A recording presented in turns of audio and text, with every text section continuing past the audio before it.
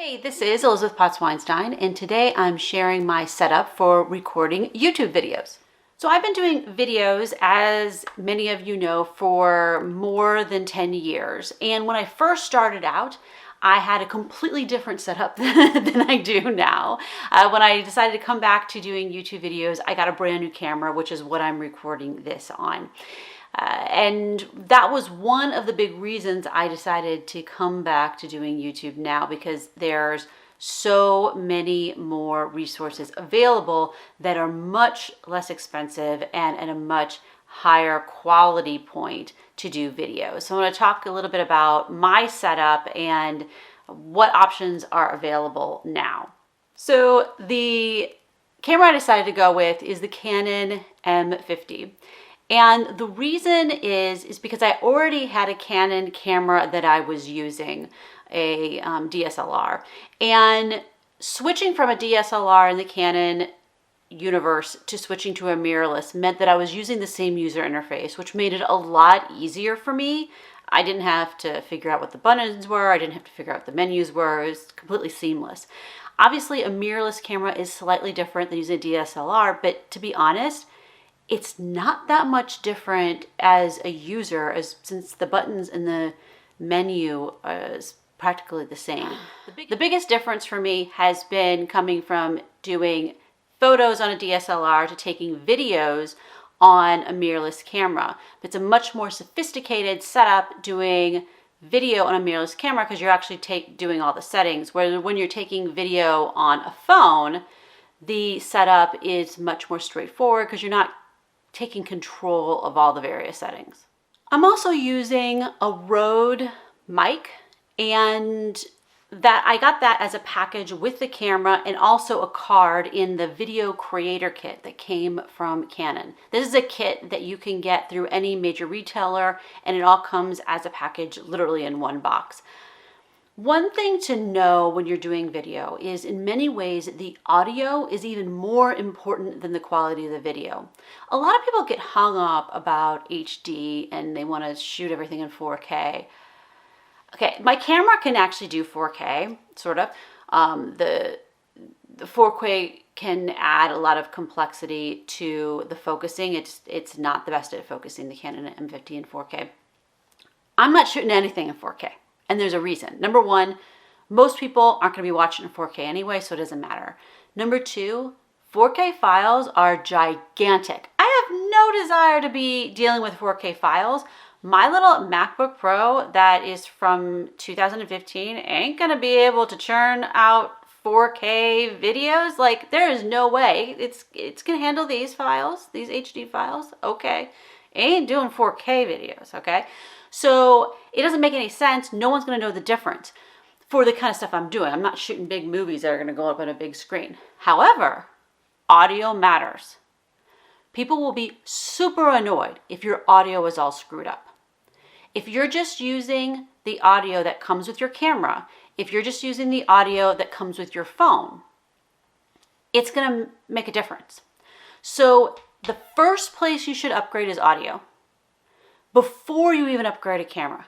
If there's a way for you to recapture audio you can just use your regular phone and add in a different audio source, I would do that before I would get a new camera. And I wouldn't even worry about getting a new camera until you can also get upgraded audio. You can use a mic like I got, or you can use a lav mic. My next purchase is going to be a lav mic, because there are times where having on-camera mic isn't going to work because I'm going to be too far away from the camera, or there's wind noise or something. And I'm going to want a lav mic because that will be the best way to capture the audio. Or you want actually two different audio sources and things like that. I used to have a lav mic back in the day, and it was wired. Now I can do wireless things at a much cheaper price point. So I'm excited about my next theoretical purchase that I'm going to get.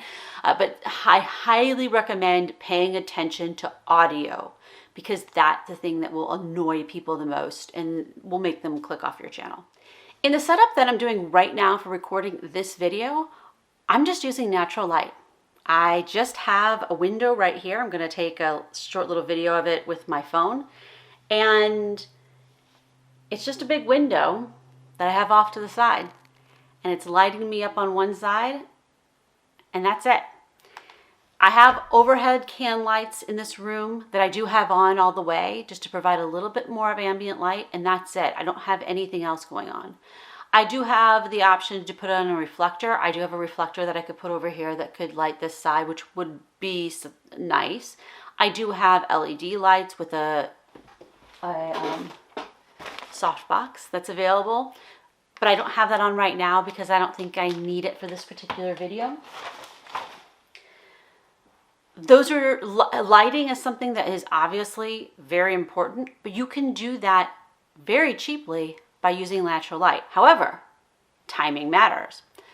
I'm recording this at 10:05, I think, Pacific time in the morning. That's the time to record video in my apartment. If I was trying to do this at 2 p.m., if I was trying to do this at 10 p.m., that isn't going to work in this apartment for natural light, obviously. Well, obviously at night it ain't going to work. And even in the afternoon, this is a dim room. The morning between 9 a.m. and 11:30 a.m., that is when I can record videos. So I actually have to rearrange my schedule and get my act together so I can record videos in here with this lovely and natural light. And I also need to set up my area for recording videos so I can record videos here and set up the background and all that. That's something for you to consider if when you're making your studio in your apartment or in your house.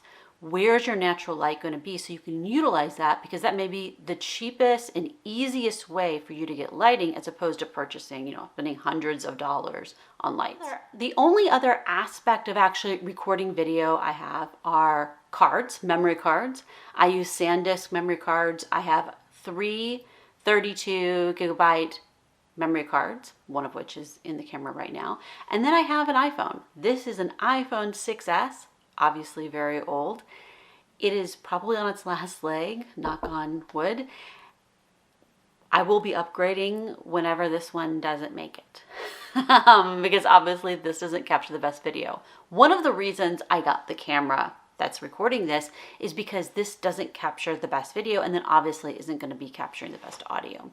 So that's something to consider. If you don't have the latest phone, you may not be able to create great videos with your phone. So you have to consider, do you want to get the latest phone, or do you want to go ahead and get a camera, especially if your camera can record really good audio. This camera, the Canon M50, has a port where it can record external audio. All cameras don't have that, so you really want to check into that. I don't think it makes any sense to buy a camera, a non-phone camera, for doing YouTube videos unless it has an audio port. So besides the recording tools I have, the other aspect is editing. So I have an external hard drive. You have to get an external hard drive if you're going to do video. This is my little passport. This is a Western Digital 4 terabyte, my passport for Mac, because I have Mac computers. And it has a nice little case for it to go in. I think it's really important to have a case because you're probably going to be taking this with you. If you record videos in other places, you want to get that video off your card and put it on the hard drive. I highly recommend that all your video goes on an external hard drive and you edit from the hard drive, because you don't want to put that all on your computer. Number one, it'll just be too many files on your computer. And then also it's more efficient for your computer to have the videos on an external drive. So when it's editing, it's reading and writing from 2 different drives. That's a much more efficient way for your computer to be processing and editing. And then of course I actually do the editing on my 5-year-old MacBook Pro. And right now I'm using Adobe Premiere Pro to do editing, but I'm going to be testing Final Cut Pro. I'm doing a 90-day free trial of Final Cut Pro. So I actually don't know how I'm going to be editing this video. I might try Final Cut Pro on it. I'll leave a note in the description and let you know which way I go, and leave links for both editing programs so you can try them out yourself. Again, this is Elizabeth Potts Weinstein. I have links, some of them are affiliate links, for all the different resources that I use below. If you like this video, please go ahead and hit like. It really helps out promoting the channel and showing it to other people who might be interested in this video or other videos like this. And of course, if you would like to see more videos from me, other videos similar to this, please go ahead and subscribe to this channel. Thank you guys for watching. See you later.